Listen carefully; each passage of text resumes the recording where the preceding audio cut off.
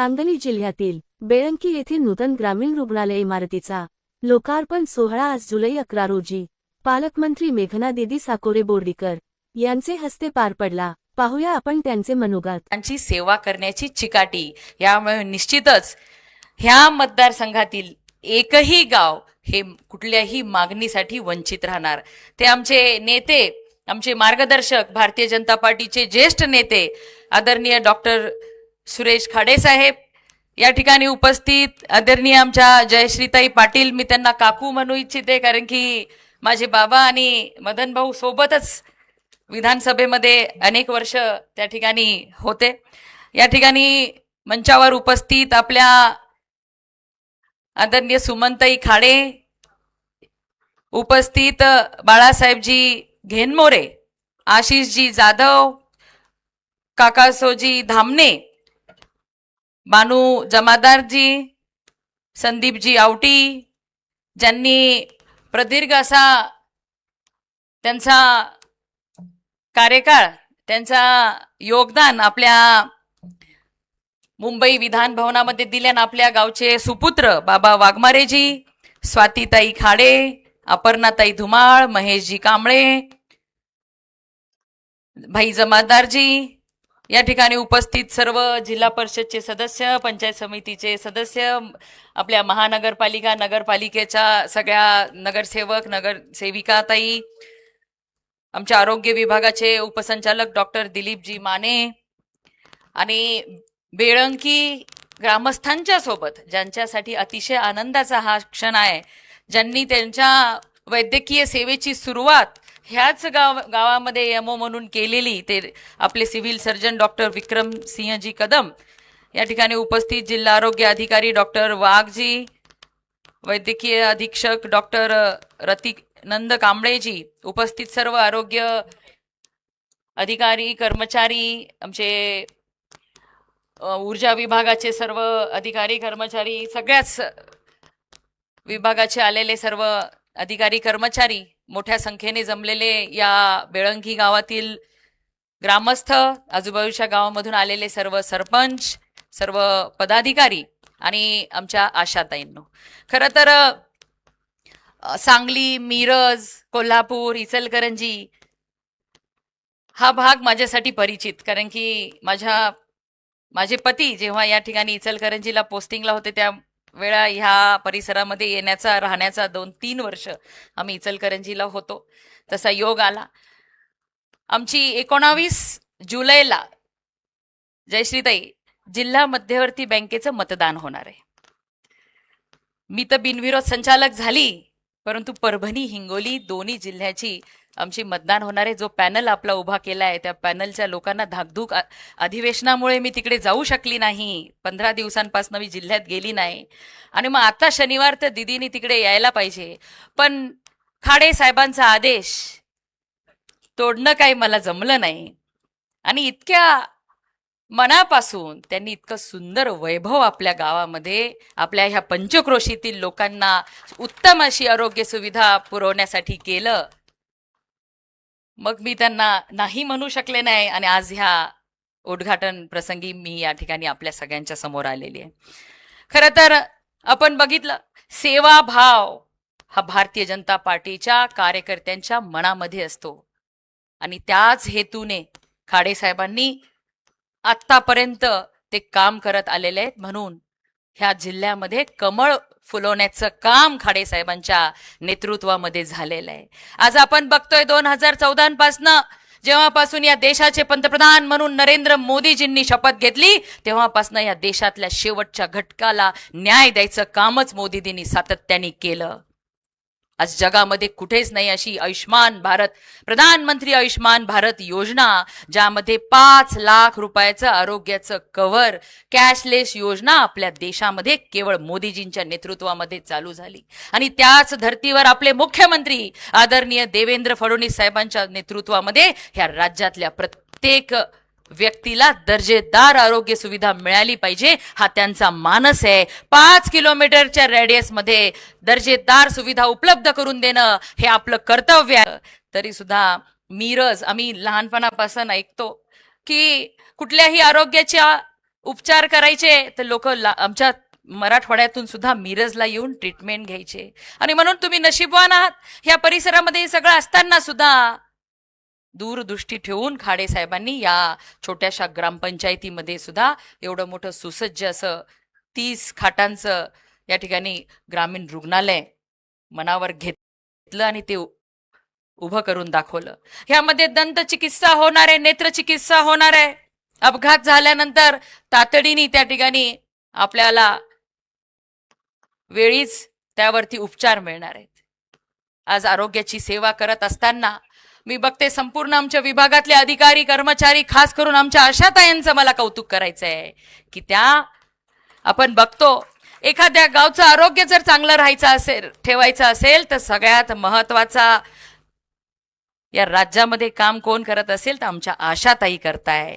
Doctor, मी तर अनेक वेळा माने साहेब, अनेक डॉक्टरांना माझं आवडत नाही बोललेलं, परंतु जे काम आशाताई करतायत ते काम कुणीच करू शकत नाही. कारण की त्या गावातल्या कुठल्या कुटुंबाला, त्या कुटुंबातल्या कुठल्या व्यक्तीला काय अडचण आहे आणि त्याला कुठं योग्य उपचार मिळू शकतो ही तळमळ आपण नेहमी त्यांची चिकाटीने बघतो. की प्रत्येक परिवार हा माझा परिवार आहे, माझं कुटुंब आहे म्हणून काळजीने त्या काम करत असतात. आणि त्यांची काळजी घ्यायचं काम सुद्धा सातत्याने आपले मुख्यमंत्री देवाभाऊ करतात, ह्याची सुद्धा खात्री त्यांना आहे.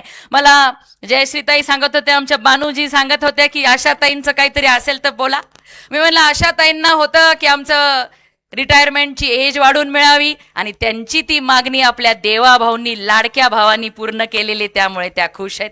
त्यांना आता अत्याधुनिक मोबाईल पाहिजे, त्यांच्या मानधनामध्ये वाढ पाहिजे आणि वेळेच्या वेळी मानधन झालं पाहिजे, ही त्यांची मागणी आहे. आणि लाडक्या बहिणींवरती नेहमीच आपल्या देवाभाऊंचं, आपल्या मुख्यमंत्री महोदयांचं लक्ष आहे. त्यामुळे तुम्ही चिंता करू नका, तुमच्या प्रत्येक मागण्या ह्या देवाभाऊंना माहिती आहेत, तुमच्या बहिणीला सुद्धा माहिती आहे. योग्य वेळी त्या पूर्ण करण्याची क्षमता सुद्धा आपल्या महायुतीच्या सरकारमध्येच आहे आणि मुख्यमंत्री देवेंद्र फडणवीसांच्याकडेच आहे. त्यामुळे तुम्ही निश्चिंत राहा.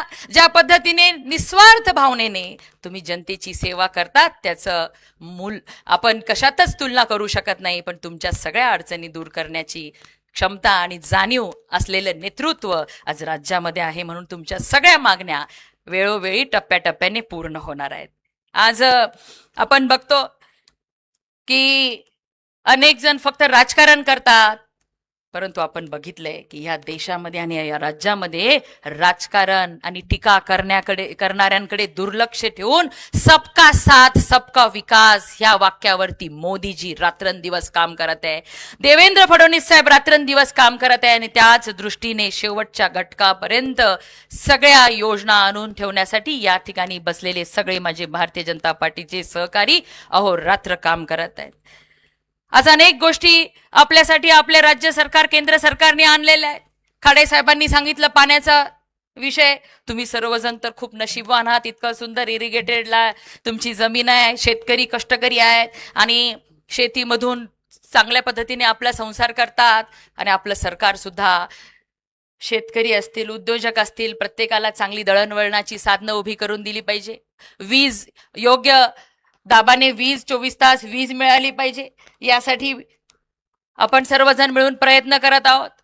मधल्या काळामध्ये थोडी विजेच्या समस्या आपल्याला आल्या, पण आपल्याला माहिती आहे की जगामध्ये सर्वात गरम आपला देश भारत देश झाला आणि उष्णता एवढी वाढली, मागणी एवढी वाढली आणि हे वर्ष सुद्धा अल निनोचं वर्ष सांगितलेलं आहे. म्हणून पाण्याचं सुद्धा योग्य नियोजन आपल्याला येणाऱ्या दिवसांमध्ये करावं लागणार आहे आणि हे आपण सर्वजण करत आहोत. पण शेतीबरोबर त्याला जोडधंदा उद्योग झाले पाहिजे. आपल्या तरुणांनी स्वतःच्या पायावर उभं राहिलं पाहिजे. आपल्या लाडक्या बहिणी लखपती दिदी झाल्या पाहिजे. आणि ह्या सगळ्यासाठी मुख्य असतं ते प्रत्येकाचं आरोग्य चांगलं राहिलं पाहिजे. यासाठी आपलं सरकार काम करत आहे.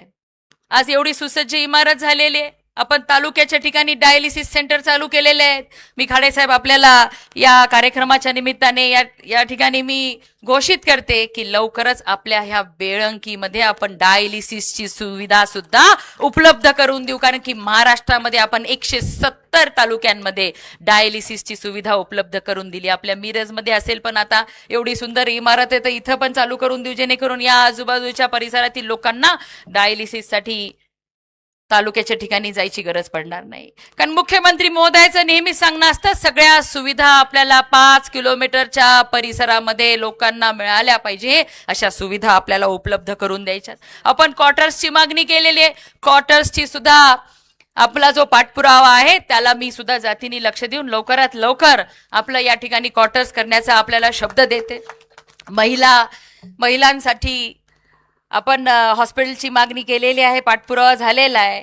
त्याचं मला वाटतं भूमिपूजन सुद्धा झालेलं आहे. ते सुद्धा महिला आणि बालचं रुग्णालय लवकरात लवकर या ठिकाणी उभं राहावं यासाठी सुद्धा तुमच्या मतदारसंघात उभं राहावं आपण पाठपुरावा करूया. सिटी स्कॅन मशीन सुद्धा आपण प्रत्येक जिल्ह्यामध्ये आणि प्रत्येक उपजिल्हा रुग्णालयांमध्ये आपण आपल्या राज्यामध्ये उपलब्ध करून देत आहोत आणि आपल्या मतदारसंघामध्ये सुद्धा उपलब्ध करून देण्यासाठी राज्य आरोग्य मंत्री म्हणून मी पाठपुरावा करेल आणि मी आपल्याला या ठिकाणी सहकार्य करेल हा शब्द आपल्याला या कार्यक्रमाच्या निमित्ताने देते. कारण मला माहिती आहे संवेदनशील नेतृत्व आपल्याला लाभलेलं आहे आणि आरोग्याच्या बाबतीत तर मुख्यमंत्री देवेंद्र फडणवीस साहेब 1 मिनिटही कुठलीच विचार न करता बघा ह्या राज्यामध्ये 5 लाख रुपये महात्मा ज्योतिबा फुले योजनेअंतर्गत आपण 1.25 करोडच्या वरती कुटुंब कव्हर केलेले आहेत. एवढंच नाही तर ऑर्गन ट्रान्सप्लांटसाठी देव करो कुणाच्या कुटुंबामध्ये गरज पडू नये, पण आज किडनी ट्रान्सप्लांट असेल, लिव्हर ट्रान्सप्लांट असेल, हार्ट असे वेगवेगळ्या 18 अवयवांना जर आपल्याला प्रत्यारोपण करायचंय तर खूप खर्चिक काम झालेलं आहे. आज 20-25 लाख रुपयापर्यंतचा खर्च येतो आणि आपल्या मुख्यमंत्री महोदयांनी 24 लाख रुपयापर्यंतची सहकार्य हे आपलं राज्य सरकार करेल असा निर्णय आपल्या मुख्यमंत्री महोदयांनी घेतलाय. प्रत्येक कुटुंबाच्या आरोग्याची काळजी घेण्याचं काम मुख्यमंत्री महोदय करताय. कारण आपल्या सगळ्यांना माहितीये की कधी कुणाला हॉस्पिटलला जायची वेळ आली, साधा पांढऱ्या पेशी कमी जास्त झाल्या तर 50-60 हजार रुपयाचं बिल होतं आणि पूर्ण आर्थिक नियोजन बिघडून जातं. म्हणून ह्या सगळ्या गोष्टी की एकही आर्थिक खर्च आपल्या कुटुंबियांना करायची गरज पडू नये अशा पद्धतीच्या योजना आपल्या पंतप्रधान नरेंद्र मोदीजींच्या आणि मुख्यमंत्री देवेंद्र फडणवीस साहेबांच्या नेतृत्वामध्ये आपल्या राज्यामध्ये राबवल्या जात आहेत आणि त्या योजनेचा जास्तीत जास्त लोकांनी लाभ घ्यावा यासाठी आम्ही सर्वजण या ठिकाणी आहोतच. पण आज ह्या कार्यक्रमाच्या निमित्ताने आपल्या सगळ्यांचं अभिनंदन करत आपल्या सगळ्यांना विश्वास देऊ इच्छिते की मुख्यमंत्री देवेंद्र फडणवीस साहेबांच्या नेतृत्वामध्ये ह्या प्रत्येक गावागावांचा विकास करण्याचं ध्येय गाठलेलं आहे. आणि खाडे साहेबांसारखं नेतृत्व असेल, त्यांनी सांगितलं नॅशनल हायवे झालेत, मेजर डिस्ट्रिक्ट रोड झालेले आहेत, गावातले आपले मुख्यमंत्री ग्राम सडक योजने असतील, पंतप्रधान ग्राम सडक योजनेतून असतील, रस्त्यांचं चांगलं जाळं उभं राहिलेलं आहे, विजेच्या कुठल्या समस्या राहिल्या नाही, पाण्याचं सुद्धा सुंदर नियोजन झालेलं आहे. जे जे काही थोडेफार कामं राहिले असतील ते सुद्धा पूर्ण करण्याची ताकद फक्त आणि फक्त खाडे साहेबांमध्ये आहे. कारण की नेतृत्व केंद्रातला आणि राज्यातला खाडे साहेबांच्या सोबत आहे आणि त्यांची काम करण्याची पद्धत की एकाही गावामध्ये, एकाही माझ्या सहकार्याला, एकाही माझ्या गावातल्या व्यक्तीला कुठल्याही विकासापासून दूर ठेवायचं नाही हा त्यांचा मानस आहे. आणि संपूर्णपणे विकसित महाराष्ट्र आणि राज्य आणि देश करण्याच्या दृष्टीने जे पावलं आमचे नेतृत्व उचलत आहे त्याच्यासोबत आम्ही सुद्धा आपल्यापर्यंत ते विकास पोहोचवण्यासाठी कधीच कुठं कमी पडणार नाही एवढंच या ठिकाणी बोलते. आणि परत एकदा खाडेसाहेब तुमचे मी खूप खूप मनापासून आभार मानते की इतक्यात तर आत्मीयतेने आपण आपल्या मतदारसंघातील लोकांची काळजी घेता आणि त्यांना सर्व दर्जेदार उत्तम अशा सुविधा पोहोचवण्यासाठी आपण काम करत आहात. आपल्या मार्गदर्शनामध्ये ह्या परिसराचा आणखीन असाच विकास होत राहो आणि तुमच्याकडनं आम्हालाही अनेक गोष्टी शिकण्याची संधी मिळत राहो एवढंच या ठिकाणी बोलते आणि आपल्या सगळ्यांचे मनापासून आभार मानते. माझे 2 शब्द संपवते. धन्यवाद. जय हिंद, जय महाराष्ट्र.